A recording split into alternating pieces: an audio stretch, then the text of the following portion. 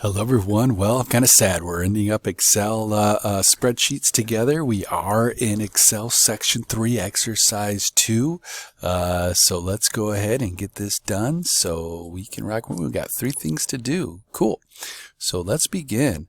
We're going to move my directions over a little bit here, and we need to select the range A3 through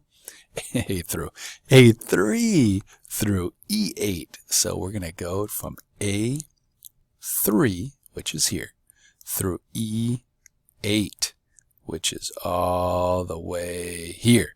That's important. I have a lot of students that will say, hey, they'll miss that. That's a very important range. Again, select the range A3, so we'll start in there, A3. A8, E8 is here, E8. So from here all the way down to there. Very important. We are then going to create a clustered column chart, the first chart option in the 2D column section. All right, so guess what? We need to insert, and we need a chart. So we're going to go down to this column or bar chart. We're going to click on the down arrow. It's going to give us some chart options in the 2D bar chart area. And we need the first option in the 2D column chart, which is the clustered column chart, which I went down too far, the clustered column chart. Now, I don't know why my screen has just done this, but I bet you if I click on that chart, it comes right back, which it did. Kind of curious of why that did that, but not quite sure. But we're all right. We've got it made. So again, why we used this information and we want to get A3 through E8, you can see quarter 1 has different colors referenced to it. So because we got quarter 1 down here, it gave blue as quarter 1, orange is quarter 2, silver and yellow is quarter 4. We also have patio. Patio is referring to this data here for our different quarters, what we received revenue probably in our dining room and special event room. So again, this data is good to see in a chart as well. I love charts. Visuals are very important. All right, so I'm going to go ahead and click off that chart, and I'm going to hit save. And I'm going to move to our next one, and it says click the column chart sheet tab and then apply the style 6 chart style. This can throw us off. The bottom left hand corner, we are on sheet tab sheet 1. There is another sheet tab down here called column chart. That's the one we want. We're going to click on column chart. It's going to bring us to the chart that's on its own page. That's very important. So now with that chart selected, you can see that there are the dots around it. If you do not see those dots, you want to make sure you click in the chart to activate that.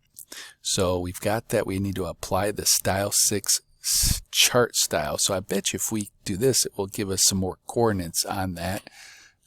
Doesn't really give us more coordinates, but it does have our chart style, so we're just going to have to be patient. Click on the more option here, and now we need to find the style 6. So I'm going to hover over here. I bet you this is style 1 and 2, and if I do my math right, that's probably close to style 6, and that's what we need. Oh, I think that style is cool myself, but they want us to use style 6, so it gives us that style there. All right. And we are done with that direction. I'm going to go ahead and hit my save key there.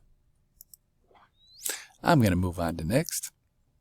And we are on 3 of 3. Change the chart title to revenue on the column chart worksheet. So right here, we're going to stay in this column chart sheet tab, and we're going to type revenue. All right, I'm going to click off of that somewhere just to have off the chart there. Oh, we don't need that. I'm going to close that, and I'm going to hit my save key. So again, I will let you know there are a few of us that really get stuck because we changed the chart style to this, changed the title to that. You want to make sure you're in the column chart area there. All right, let's check our answers and see how we did. Hey. Great job, everyone. And that concludes our exercises that we worked together through Excel. You still have your assessment, so make sure you go through those. And again, I know I sound like a broken record. Sorry about this, but if you have any technical difficulties, go to that homepage of our course. Scroll down to those important links. Go to the technical chat link there. Start a chat with them. Very helpful. They'll get you going back up and running. So thank you again for being my students. Go Broncos, and we'll see you in PowerPoint. All right, here we go.